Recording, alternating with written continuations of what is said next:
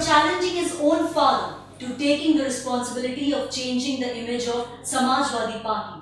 He is peddling this cycle in his own way to the road of 2017 assembly elections. Today, we are in conversation with the present Chief Minister of Uttar Pradesh, Akhilesh Yadav. Welcome to the show. आपका भी बहुत बहुत धन्यवाद। आप यहाँ उत्तर प्रदेश लखनऊ में आई और स्वागत करते हैं आपका। धन्यवाद आपका। इस गर्मजोशी से आपने मेरा स्वागत किया है और अब मैं आपसे बात करना चाहूँगी, कुछ ऐसे सवाल पूछना चाहूँगी जो बहुत ही फ्रैंक होंगे और मैं आपसे सवाल भी और जवाब दोनों बहुत ही फ्रैंक तरह से जानना और पहचानना चाहूँगी। सबसे पहले मेरा सवाल ये है कि चुनाव हो रहे हैं उत्तर प्रदेश में, आपको क्या लग रहा है, क्या आप जीत पाएंगे? उत्तर प्रदेश की जनता मैंने कहा पहले ही मन बना चुकी है और बहुत अच्छी जीत इस बार समाजवादी जीतने जा रहे हैं, क्योंकि जनता विकास चाहती है और जो हमने घोषणा पत्र में वादे किए हैं उन वादों को कहीं ना कहीं हमने पूरा किया है। तो जनता एक तरह से मन बना चुकी है और मैं कह सकता हूं कि हम समाजवादी बार फिर जीतने जा रहे हैं। अगर आपको अपनी जीत पर इतना ही भरोसा है तो आपने कांग्रेस के साथ गठबंधन क्यों किया?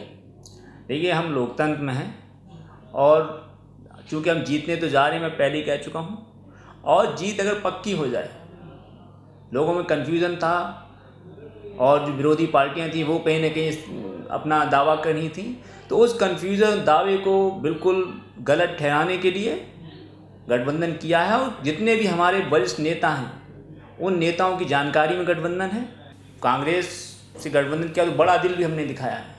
आपने बड़े दिल की बात कही तो मैं एक नेता का नाम लेना चाहूंगी, गायत्री प्रसाद का। आपका क्या इतना बड़ा दिल था कि पहले आपने उनको पार्टी से निकाला और अब उनको आपने टिकट भी दिया?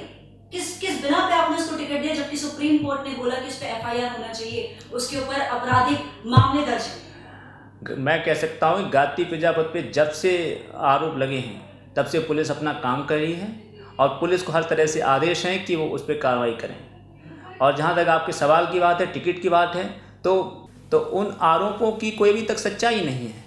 आपने बात करी काम बोलता है कि आपके अपने 2012 में आपने अपना सीएम का पद जो है वो संभाला, उसके बाद अब जब 2 साल बचे थे तब आपने डायल 100 लेके आए, तब आपने मेट्रो के चलाने की कोशिश करी। आखिर इतने देरी क्यों? और अगर आप डायल 100 पहले ले आते तो क्या महिलाओं की सुरक्षा का जो जिम्मा है वो आप पे पहले था, तो वो और सुरक्षा क्या नहीं हो पाती? मैं ये कह सकता हूँ सरकार में आए तो आप कोई भी काम शुरू करते तो बेसिक चीज़ें पूरी होनी चाहिए। मान लीजिए आपको सड़क बनानी है तो कम से कम ज़मीन एक्वायर करनी पड़ेगी, एक प्रोसेस होता है। हम सरकार में आए तो पॉलिसीज़ अलग थी। अब आपने कहा डायल 100, पुलिस वालों का व्यवहार बदला है, वो बातचीत कर रहे हैं तरीके से। और मैं कह सकता हूँ आप लखनऊ आई हैं, आप खुद ट्राई कर लीजिएगा कि 5 से 10 मिनट में पुलिस कहीं भी पहुँचने की व्यवस्था हम पूरे उत्तर प्रदेश में कर चुके हैं। और आज डायल 100 की बदौलत बहुत अच्छी कानून व्यवस्था की पकड़ उत्तर प्रदेश पुलिस की है।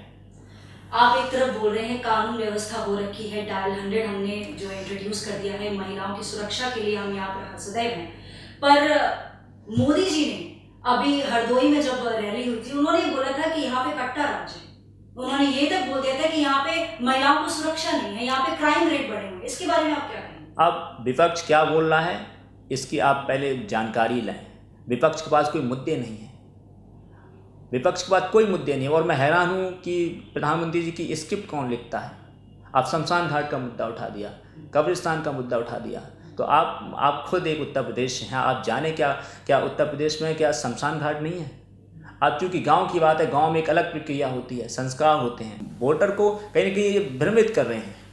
हमने उत्तर प्रदेश में पूरे शहरों में 24 घंटे बिजली देने का काम किया है, जो गाँव है हमारे वहाँ 18 घंटे बिजली चल रही है। अगर विपक्ष आप खुद भाषण उठा के देख लीजिए, ऐसी बातें कही जा रही हैं। मुझे तो हैरान है कि मोदी जी की स्क्रिप्ट कौन लिख रहा है।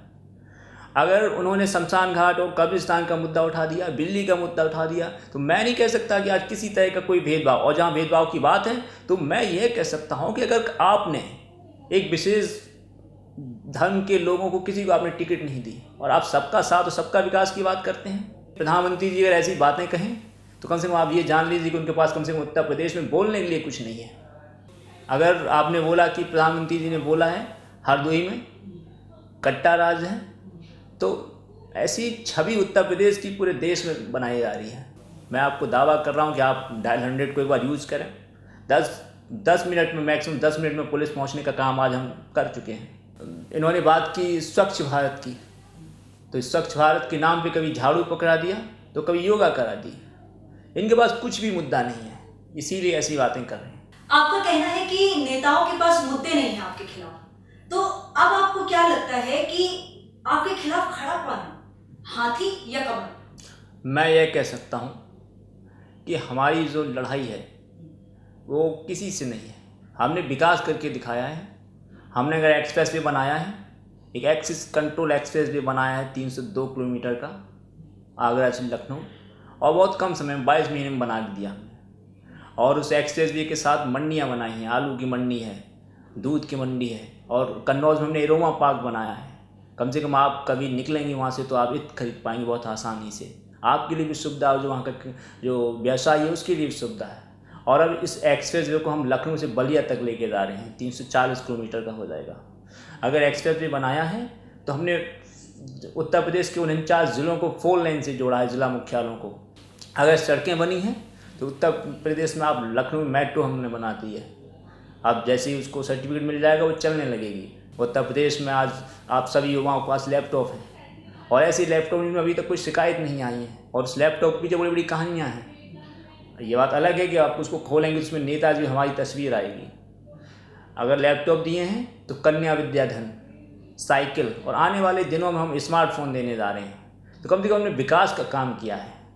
अब दूसरी पार्टियां, अगर एक ने किसी को बैंक की लाइन में खड़ा कर दिया तो किसी ने हाथी और पत्थरों को हाथी खड़े कर दिए। जो हाथी हैं जो खड़े नहीं हो रहे, ना बैठ रहे हैं। तो समाजवादी विकल्प है क्योंकि वो विकास लेकर आएगी, ये आपका मानना है। अब हम आपसे सवाल अखिलेश यादव से सवाल ना पूछ के अब हम नेताजी से सवाल पूछेंगे। और नेताजी से हम ये सवाल पूछना चाहते हैं क्योंकि मैं आपको बता दूं, हमारे दर्शकों को बता दूं कि हमारे साथ अखिलेश यादव ही नहीं, हमारे साथ नेताजी भी यहाँ पे मौजूद है, और कैसे वो अभी आप देखने वाले हैं। नेताजी, आप हमें ये बताइए कि आपके बेटे ने आपके खिलाफ उठकर और राजनीति में एक आगे कदम बढ़ाया है। अब चुनाव हो रहे हैं इनका, कैसा लग रहा है आपको अपने बेटे को देख के? और आप ऐसा नहीं लग रहा कि आप जैसे अलग थलग हो गए, ऐसा खुला? समाजवादी पार्टी में एकता है और बहुत करें। जहाँ तक चुनाव की बात है, हमने मैनपुरी जसवा जगह में किया है शिवपाल का, और बहुत अच्छा चुनाव पेशा है। अब चूँकि गठबंधन किया, बिना जानकारी के किया और गलत गठबंधन किया, हमारे कार्यकर्ता को टिकट काट दिए। अब बताओ 5 साल से मेहनत करे तो कहाँ जाएंगे? तो ऐसे लोगों को टिकट काट दिए। तो अब बताइए इसके प्रचार करें, कांग्रेसों के प्रचार कर? कांग्रेस से बड़ी धोखेबाज पार्टी कोई है देश में, पता ना आपको। उस पर गठबंधन करिए। अब बताओ कहाँ जाए कार्यकर्ता जो मेहनत कर रहे थे, उससे गठबंधन करिए। ये नाराजगी है और गलत लोगों की जानकारी नहीं, गलत लोगों से सलाह दी है। तो क्या हम ये माने कि 105 सीटें जो एसपी ने कांग्रेस को दी, उसके अंदर कुछ ऐसी सीटें हैं जहां पर एसपी के ही नेता और कांग्रेस के ही नेता आपस में एक ही जगह पे लड़ रहे हैं? जैसा पूरी तरह से गठबंधन नाराज है। हर जगह समाजवादी जीते ही थी और गठबंधन कर दिया। और कैसी पार्टी हर समय धोखा देने का काम किया है, और सब इसको बता रहे हैं और ये बेवकूफ़ बना है। इसीलिए हमें चुनाव प्रचार किया है किसी का शिवपाल के अलावा। शिवपाल को परेशान कर रहे हैं। कार्यकर्ता संगठन का काम किया है, बहुत पुराना है वो, उसकी वजह परेशान करिए उसको। तो नेताजी ने शिवपाल की बात करी, तो अब हम तीसरे इंसान से हम आपको मिलाने जा रहे हैं। जी हाँ, शिवपाल, वो भी यहाँ पे मौजूद है हमारे साथ। आपको लग रहा होगा आखिर ये कैसे हो रहा है? आइए अब नेताजी के बाद सीधा शिवपाल के पास चलते हैं और शिवपाल जी से जानते हैं कि वो नेताजी के बारे में क्या कह रहे हैं। नेताजी कह रहे हैं कि वो सिर्फ आपका प्रचार करेंगे। देखिए, नेताजी का आदेश ही हमारे लिए संकेत है और नेताजी के साथ हैं। नेताजी ने कम से कम प्रचार किया, हमारा किया। और नेताजी को जिन्होंने धोखा देने का काम किया, कम से कम नेताजी उनके साथ नहीं है। और 11 तारीख के बाद भी नेताजी ही हमारे साथ हैं, लेकिन जिन्होंने भितरघात का काम किया पार्टी में, उनको देखिए क्या मिलता है, ये देखते हैं। देखिए, शिवपाल जी तो पूछ रहे हैं कि उनको देखते हैं क्या मिलता है, समाजवादी पार्टी को क्या मिलता है? क्या साइकिल के पहिए दौड़ पाएंगे? इस चुनावी जंग को जीत पाएंगे? दंगल अभी उत्तर प्रदेश में जारी है। हमारा भी अखिलेश, शिवपाल और नेताजी के साथ जारी है। नमस्कार।